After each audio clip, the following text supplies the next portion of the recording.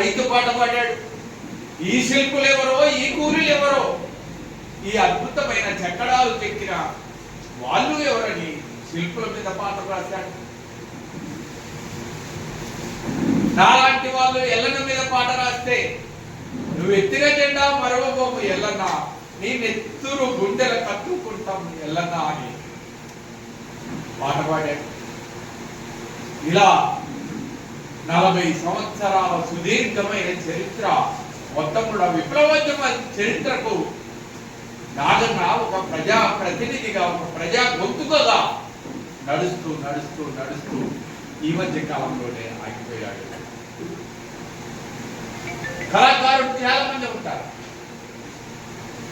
భయంకరమైన 2 పూటలు తినవలసింది 1 పూటనైనా తిన్నాడు. హాస్పిటల్ పోయే డబ్బులు లేకపోతే అలా రోగంతో మంచం మీదనే పడి ఉన్నాడు.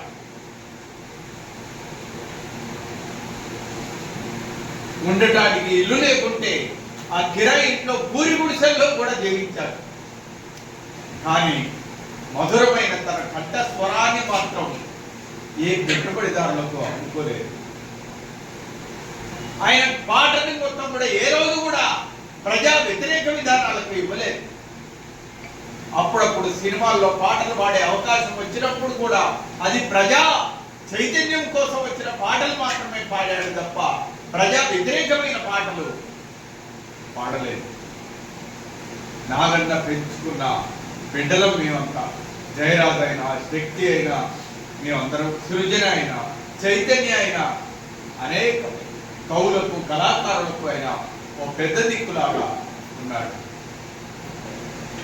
ఇంత నిస్వార్థమైన కళాకారుడిని నేను నా జీవితంలో ఎరగను.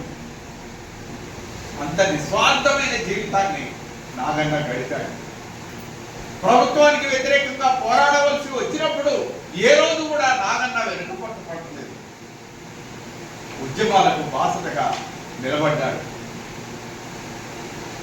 ఈ పాట పాడితే ఏమవుతుందో, ఈ పాట పాడితే కేసులు అవుతాయేమో, ఈ పాట పాడితే అరెస్టులు అవుతానేమో, జైలుకి వెళ్తానేమో, లాఠీ దెబ్బలు పడాల్సి వస్తుందేమో అని ఏ రోజు కూడా నాగన్న ఆలోచించలేదు.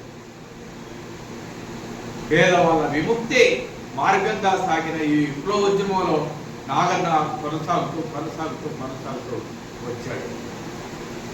నాగన్న వెళ్ళిపోతూ వెళ్ళిపోతూ తన పిల్లవాడికి తన గొంతుని ఇచ్చిపోయాడు. నాగన్న గొంతులాగే